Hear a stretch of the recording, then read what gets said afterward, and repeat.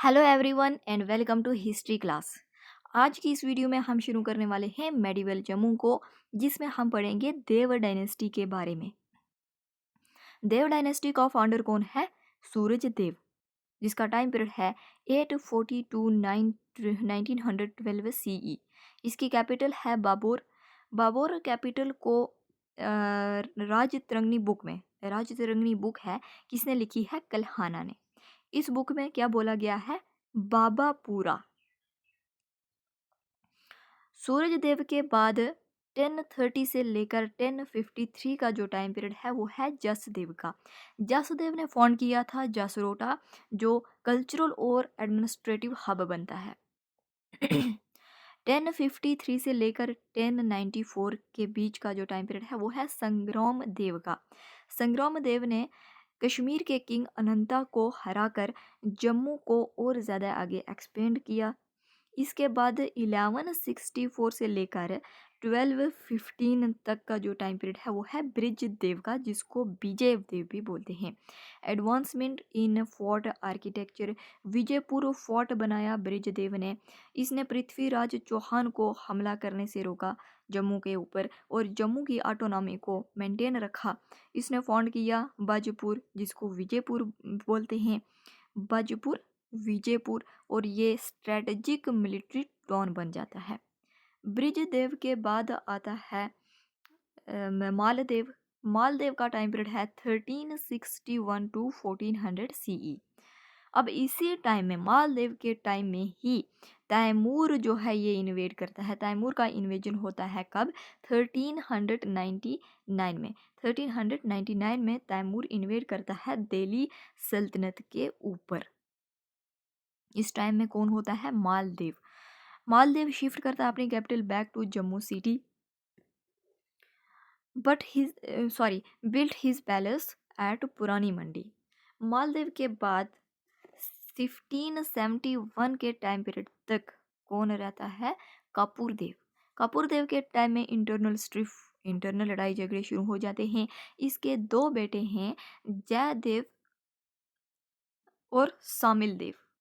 जयदेव और शामिल देव इन दोनों के जयदेव एंड शामिल देव इन दोनों के बीच किंगडम डिवाइड हो जाती है और ये इंडिपेंडेंट कंट्रोल करते हैं। किंगडम डिवाइड हो जाती है, एक बाहू और दूसरा जम्मू।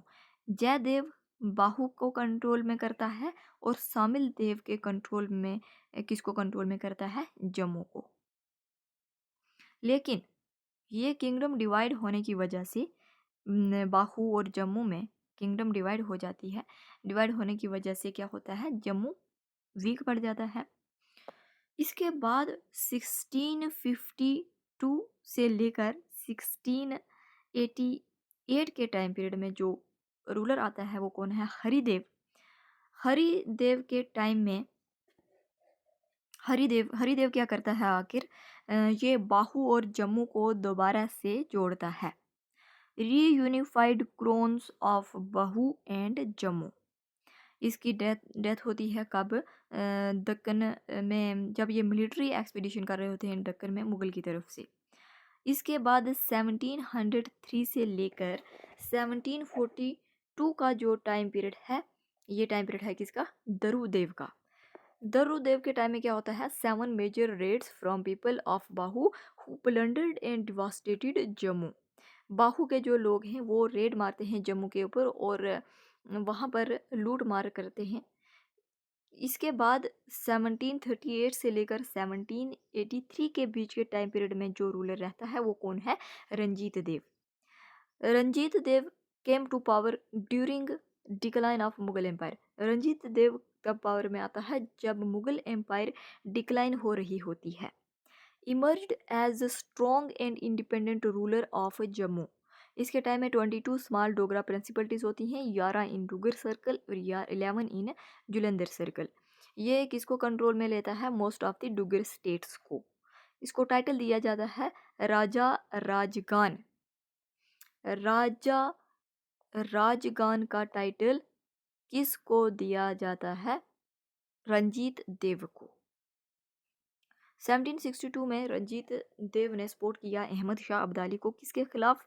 सुख जीवन। ये किसका था? कश्मीर रूलर था ये। Converting Jammu into world city.